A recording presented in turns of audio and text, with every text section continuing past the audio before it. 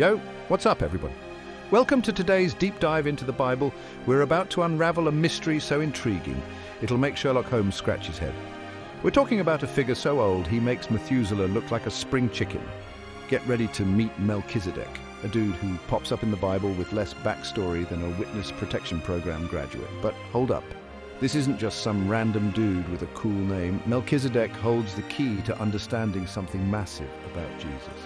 Buckle up as we break down cryptic verses, ancient prophecies, and theological jargon into something you can actually understand. We're going deep, fam. Get ready to unlock the secrets of Melchizedek and discover why this ancient figure still matters today. Trust me, by the time we're done, you'll be dropping Melchizedek knowledge like it's your favorite Bible verse. Let's do this.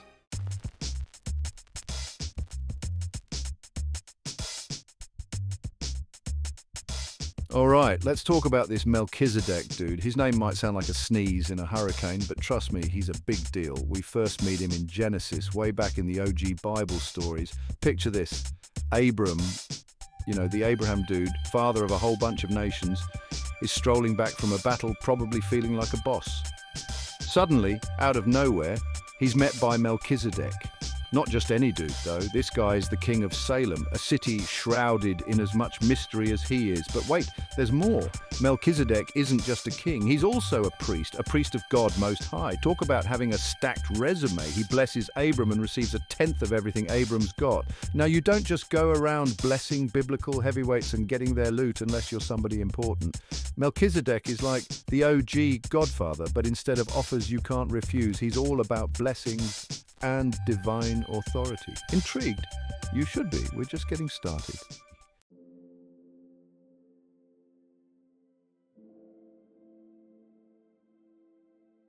Fast forward a few chapters, or a few centuries, and we stumble upon King David, the OG psalmist, penning some epic poetry. In Psalm 110, David drops a bombshell that connects Melchizedek to, wait for it, Jesus, psalmist as David. God made a promise, a divine pinky swear that goes like this: you are a priest forever in the order of Melchizedek. Whoa, hold up. David's talking about a future king, a Messiah, who's going to be a priest just like Melchizedek. Now, this is where things get interesting. You see, the priests back then, the Levites, got their gig through their family tree, but Melchizedek is like that mysterious kid in school with no records, no history, just pure enigmatic awesomeness. His priesthood wasn't tied to lineage. It was something different, something eternal. And guess what? Jesus' priesthood? Same deal. It wasn't about family ties. It was about something bigger, something that transcended time and tradition. It's about to get real, folks. Stay tuned.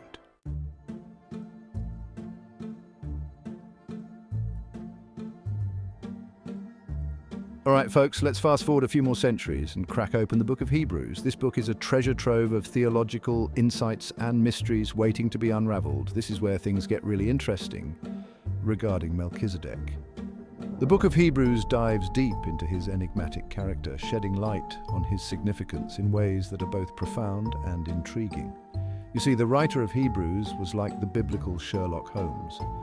He was all about connecting the dots between the Old Testament and Jesus. He meticulously pieced together clues, drawing parallels that would leave any detective in awe.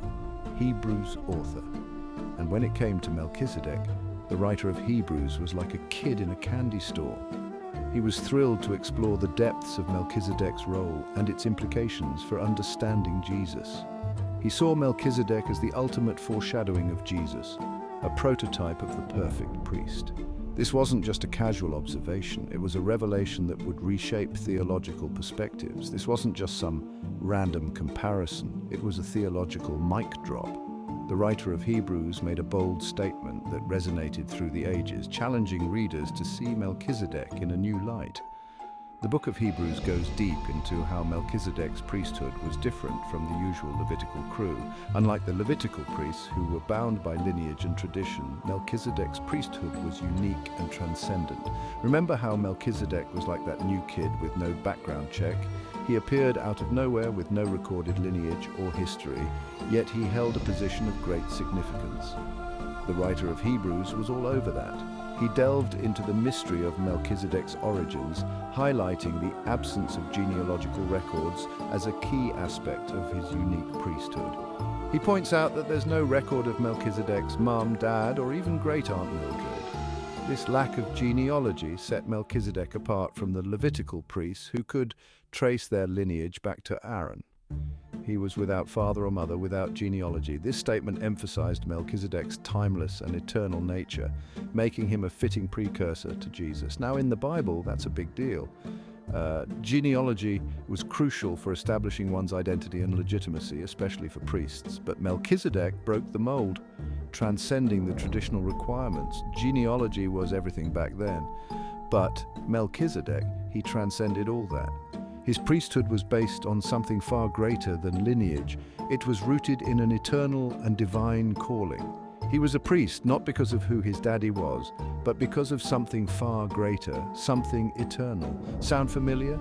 This eternal aspect of Melchizedek's priesthood foreshadowed the eternal priesthood of Jesus, who also transcended earthly lineage and tradition. The writer of Hebrews saw Melchizedek as a symbol of the new covenant, a priesthood that was not bound by the old laws and regulations, but was established by divine appointment. This new priesthood, represented by Jesus, offered a direct and eternal connection to God. By drawing these parallels, the writer of Hebrews provided a deeper understanding of Jesus' role as the ultimate high priest.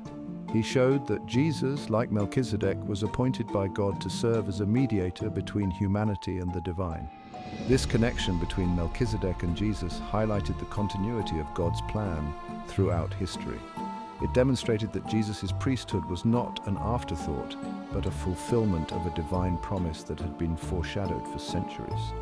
The book of Hebrews invites readers to see the bigger picture, to understand how the pieces of the puzzle fit together. It encourages us to appreciate the depth and complexity of God's plan for salvation. So, as we unmask the mystery man Melchizedek, we gain a richer understanding of Jesus' unique and eternal priesthood.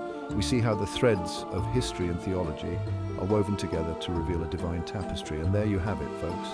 The enigmatic figure of Melchizedek, unmasked and revealed as a key piece in the grand narrative of faith. His story, though shrouded in mystery, points us to the eternal truth of Jesus' priesthood and God's unchanging plan for humanity. Stay tuned as we continue to explore more fascinating figures and stories from the pages of history. Until next time, keep seeking, keep questioning, and keep uncovering the mysteries of the past.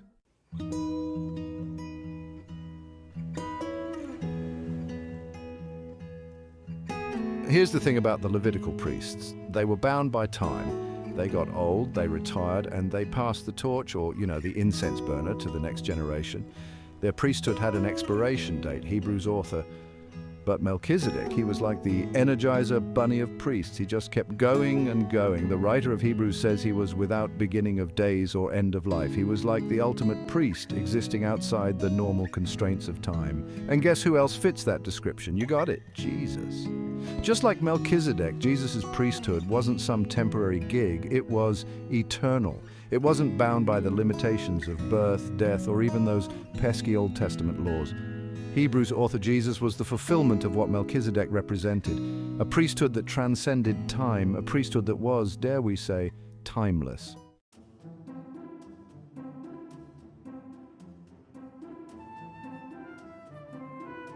Now, the writer of Hebrews wasn't just content with pointing out the eternal nature of Jesus' priesthood.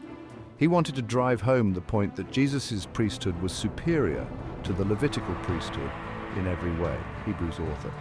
He uses this epic example from Genesis. Remember when Abraham, the big cheese himself, paid tithes to Melchizedek? Well, the writer of Hebrews was like, boom, mic drop. That right there proves that Melchizedek's priesthood was on a whole other level. And since Jesus is a priest in the order of Melchizedek, that means his priesthood is the ultimate power move. It's like the VIP pass to God's grace. No waiting in line. No need for a sacrifice every other Tuesday. Hebrews author. The Old Covenant, with all its rules and regulations, was like the beta version. Jesus came along and released the ultimate upgrade, the 2.0 version of our relationship with God.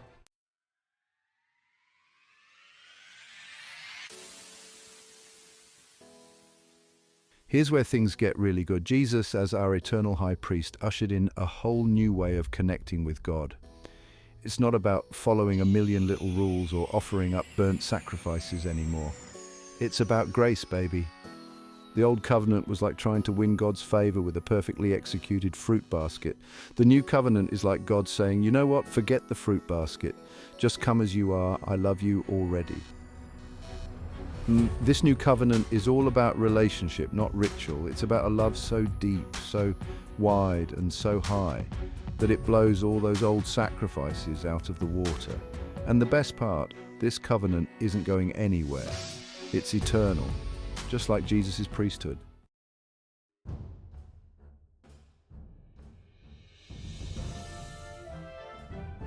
All right, let's rewind a bit and hang out with King David for a minute. Picture this, a young shepherd boy who would rise to become one of the most iconic figures in biblical history. You know, the guy who slayed Goliath with nothing but a sling and a stone, and then went on to write some seriously catchy psalms that have echoed through the ages. Well, David wasn't just a warrior poet, he was also a prophet. His words were not just songs, but divine messages that carried deep spiritual truths. And in Psalm 110, he dropped some serious truth bombs about the coming Messiah. This wasn't just any psalm, it was a prophetic declaration that would resonate through centuries. Psalmists imagined David in his throne room strumming his harp, laying down some divine rhymes. His words were like a bridge between the earthly and the divine, connecting the present with the future. He's not talking about chariots or conquering armies, he's talking about a different kind of king, a priest king, someone who would change the game forever. This was a radical concept at the time, blending the roles of king and priest into one. Now the Psalms were like the hip-hop of their day, raw, emotional, full of wordplay and double meanings. They were the soundtrack of the spiritual journey of the people of Israel. And Psalm 110 is no different. It's a masterclass in poetic prophecy, weaving together themes of kingship, priesthood, and divine promise. It's a prophetic poem packed with messianic fire pointing directly to Jesus, the ultimate priest-king. This psalm is like a spotlight shining on the future, illuminating the path to the Messiah. Psalmist David, inspired by the Holy Spirit, lays it down straight. His words are not just his own, they are divinely inspired, carrying the weight of divine authority. The Lord has sworn and will not change his mind. You are a priest forever, in the order of Melchizedek. This is a powerful declaration linking the ancient figure of Melchizedek with the coming Messiah. Boom! There it is, folks. The connection between Melchizedek and Jesus, right there in black and white, or, ancient Hebrew script. This psalm is like a treasure map, guiding us to the understanding of Jesus' unique role as both king and priest. So next time you read Psalm 110, remember that it's not just a song, it's a prophetic masterpiece that bridges the old and the new, the earthly and the divine. It's a testament to the timeless nature of God's plan and the incredible foresight of King David. David's words continue to inspire and challenge us, reminding us of the profound truths that lie within the scriptures. They call us to look beyond the surface and seek the deeper meanings that God has woven into his words. So let's take a moment to appreciate the depth and beauty of Psalm 110 and the incredible way it points us to Jesus, the ultimate fulfillment of God's promises. It's a reminder that the Bible is not just a historical document, but a living, breathing testament to God's unchanging love and purpose for humanity. And there you have it, folks. Psalm 110, a timeless truth bomb that continues to resonate with power and relevance today. Let's keep exploring these ancient texts and uncovering the divine messages they hold for us.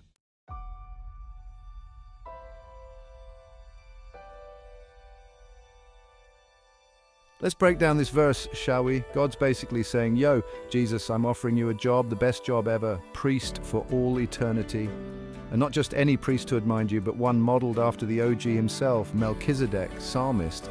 Now remember how Melchizedek's priesthood was shrouded in mystery? No family tree, no fancy lineage, just pure, unadulterated divine appointment. Well, Jesus' priesthood is the same way. It's not about who your daddy was, it's about who your father is. This verse in Psalm 110 is like the ultimate job offer, the divine LinkedIn notification that says, congratulations, you're the chosen one.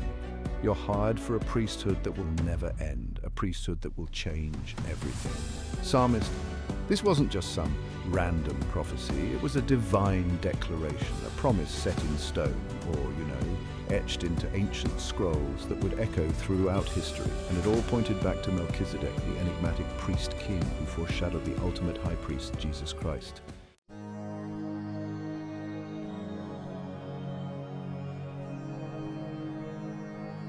Now, to fully appreciate the weight of this prophecy, we got to understand the whole priesthood thing in the Old Testament. The Israelites had this whole system, a hierarchy of priests from the tribe of Levi. They were the gatekeepers, the mediators between God and the people. Think of it like this. The Levitical priesthood was like having a family business passed down from generation to generation. You had to have the right last name, the right lineage to even apply for the job. But Melchizedek, he was like that independent contractor, the freelancer who came out of nowhere, no corporate ladder to climb, no nepotism involved. His priesthood was different, set apart, shrouded in mystery. And that's what made David's prophecy so mind-blowing. God wasn't just saying that Jesus would be a priest, he was saying that Jesus would be a priest in the order of Melchizedek, a priesthood that transcended the old system, a priesthood that was eternal and unchanging.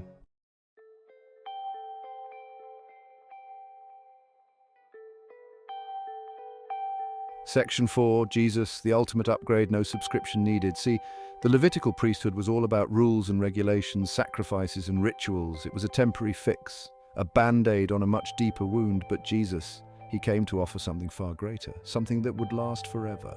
He was the ultimate upgrade, the new and improved version of priesthood, no subscription needed. No more animal sacrifices, no more endless rituals, just a direct line to God made possible through his sacrifice on the cross. And this new priesthood, this Melchizedek-style priesthood, wasn't just for a select few, it was for everyone. No matter your background, your family tree, or your past mistakes, Jesus' sacrifice made you eligible for this eternal priesthood.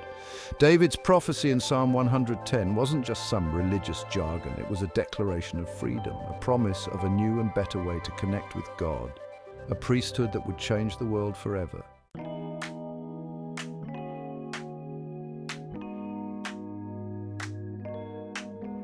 Section 1. Melchizedek's calling card, Jesus' universal VIP access. Yo, check it. One of the most mind-blowing things about this whole Melchizedek connection is what it tells us about Jesus' priesthood. Remember how Melchizedek wasn't tied to any particular tribe or nation? He was like that cool kid in school who got along with everyone, no cliques, no drama. Well, Jesus' priesthood is the same way. It's like a universal VIP pass, granting access to anyone and everyone, no matter your background, your ethnicity, or your social media following.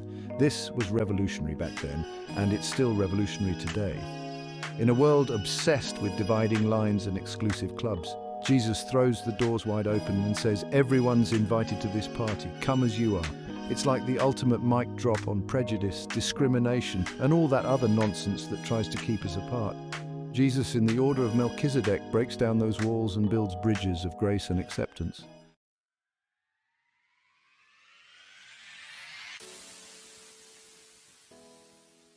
Section 2, the eternal high five, Jesus' intergalactic intercession. All right, let's talk about another mind-blowing implication of Jesus' Melchizedek-style priesthood. It's eternal. That's right, folks, no expiration date, no retirement party, just everlasting intercession on our behalf. Think about it. Jesus isn't some distant deity who clocked out centuries ago. He's actively present right here, right now, advocating for us, cheering us on, and interceding on our behalf before the big guy upstairs. It's like having the ultimate wingman, the best lawyer, and the most compassionate friend all rolled into one. No matter what we're facing, no matter how much we mess up, Jesus is there 24/7. Fighting our corner and whispering words of grace and forgiveness into God's ear. Talk about reassurance. Knowing that we have Jesus, our eternal high priest, in our corner is like having an unbeatable cheat code for life. No matter how tough things get, we can face it all knowing that we're not alone.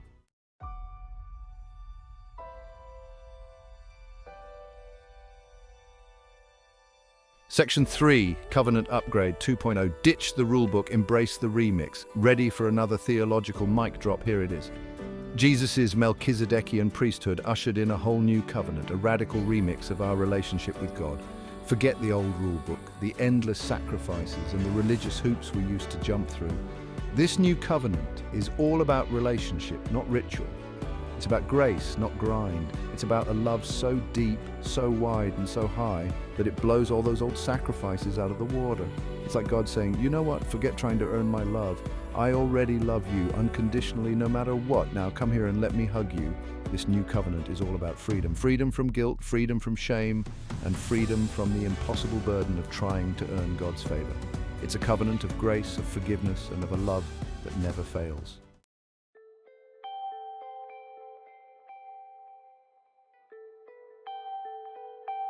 Section 4, From Shadow to Substance, Melchizedek, the OG hype man. So, where does Melchizedek fit into all of this? Think of him as the OG hype man, the opening act that gets the crowd pumped for the main event. He was a foreshadowing, a sneak peek of the ultimate priest, the one who would change everything. Melchizedek, with his mysterious origins and his eternal priesthood, pointed to a priesthood that was different, a priesthood that transcended time and tradition, a priesthood that would be found in Jesus Christ. He was like the trailer that gets you hyped for the blockbuster movie, the teaser that leaves you wanting more. And boy, did Jesus deliver. He wasn't just a priest, he was the ultimate high priest, the one who fulfilled everything that Melchizedek prefigured. Melchizedek was a shadow, a whisper of what was to come. Jesus was the substance, the fulfillment, the roaring thunder of God's grace and love.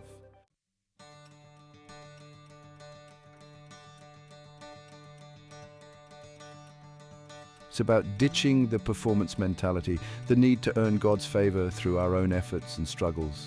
It's about receiving God's grace with open hands and open hearts, knowing that we are loved, accepted, and forgiven, not because of anything we've done, but because of who Jesus is. Believer, it's about living a life of gratitude, knowing that we have a high priest who always intercedes for us, who understands our weaknesses, and who offers us grace upon grace endlessly. It's about extending that same grace and love to others, breaking down barriers, building bridges, and sharing the good news that in Jesus everyone's invited to the party.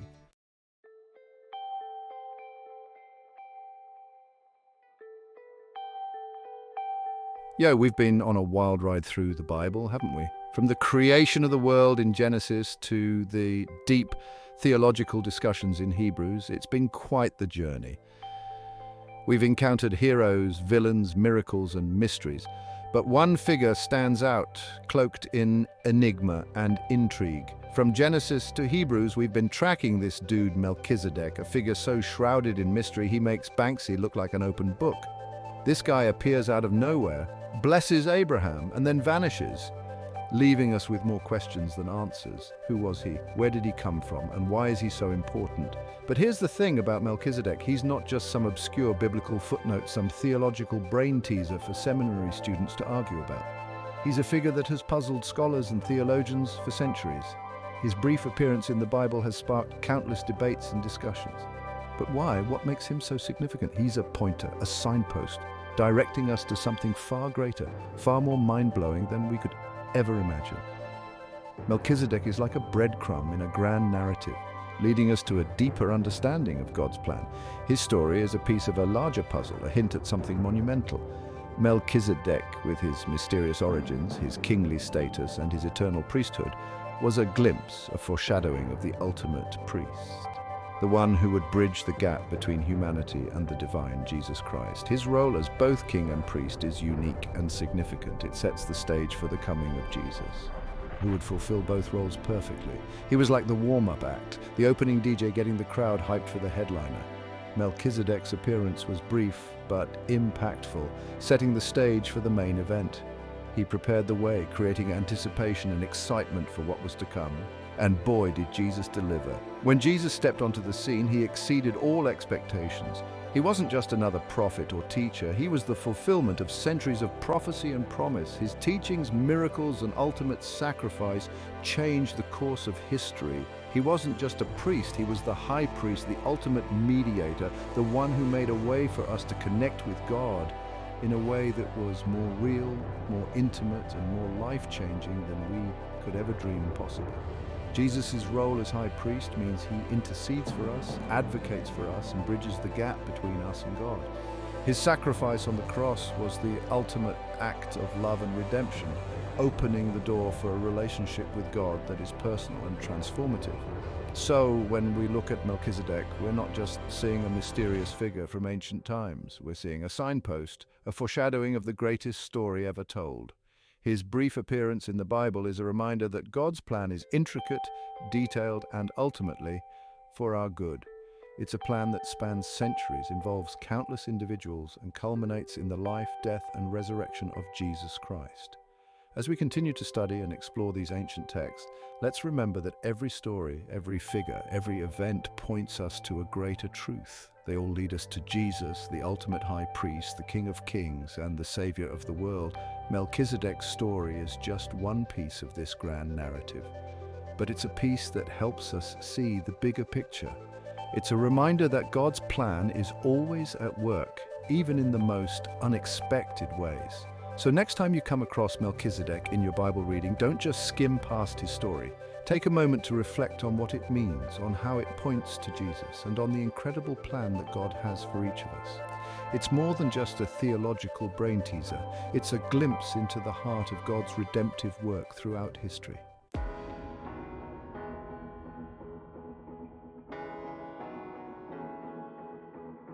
So what does all this Melchizedek Jesus stuff mean for us today? It means that we can live with a confidence and a joy that's unshakable, knowing that we have an advocate, an intercessor, a high priest who's always got our back. It means that we don't have to rely on our own efforts, our own religious performance to earn God's favor. We can ditch the rule book, the guilt trips, and the self-righteousness because we're in the grip of something far greater, grace.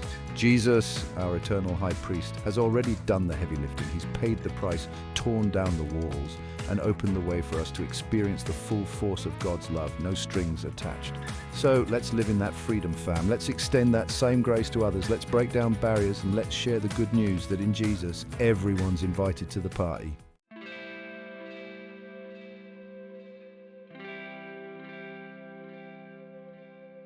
Imagine a world where people lived like they truly believed in Jesus' Melchizedekian priesthood. It would be a world turned upside down, a world where grace flowed like rivers and love broke out in unexpected places. It would be a world where prejudice and discrimination would be replaced with radical acceptance and extravagant generosity. It would be a world where people didn't feel the need to earn God's love or anyone else's because they already knew deep down that they were loved, cherished, and valued just as they were. That's the kind of world Jesus came to create. And that's the kind of world we're invited to be part of. A world where Melchizedek's legacy lives on, not just in theological textbooks, but in the everyday lives of ordinary people who've experienced the extraordinary grace of God. So go forth, my friends, and be Melchizedekish. Spread the love, share the grace, and let's turn this world upside down.